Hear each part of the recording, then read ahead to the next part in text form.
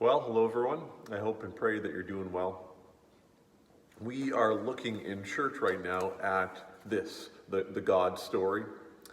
And as we do so, last Sunday we saw how in Genesis 1, the Spirit was hovering over the surface of the deep, ready and waiting to burst forth with goodness. And then we saw also how there are a lot of allusions in the first book of Genesis, the first chapter of Genesis, to the incredible happenings when the Spirit hovers over the surface of the deep at the Red Sea, for example.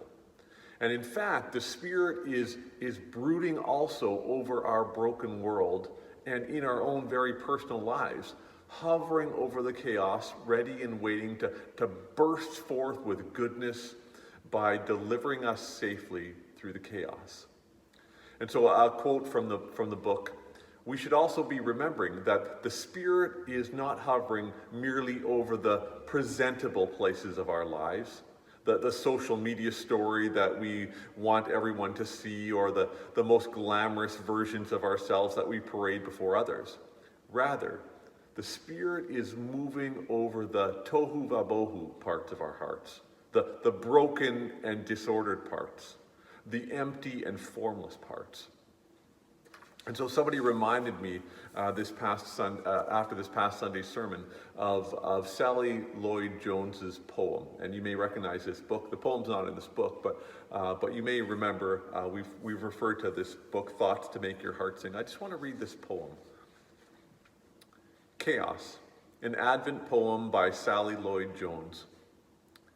In the beginning, before there was anything, God's building block from which he made the entire universe was nothing. Out of the void, the abyss, the emptiness, the nothing, God makes everything. His other building block? Chaos. The Bible says that God hovered over the chaos, over the disorder, the darkness, the confusion, and out of that makes the universe. Out of the chaos, he makes the butterfly. Tomatoes growing on vines, sun, moon, and 1,000 stars all turning, wheeling, orbiting together in a delicate dance. This is not the clash of violent forces making the world by chance. This is an artist creating his masterpiece, not because he has to, but because he wants to. For the sheer joy of it, doing what he loves to do, working with his favorite materials, nothing and chaos, filling the emptiness, lighting the dark, turning chaos to joy. But sin lives in our hearts, unleashing chaos once more, working backwards, unraveling God's beautiful creation, breaking his perfect world, uncreating everything, turning life to death, joy to sadness, hope to despair, light to darkness, order to chaos.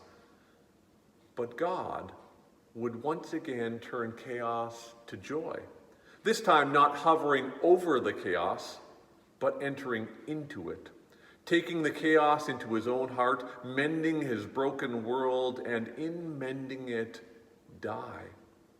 For one night, long ago in Bethlehem, into the chaos of homelessness and poverty, into the chaos of breaking hearts, into the chaos of darkness and hate and tears and sickness and dying, a light, a word, a child.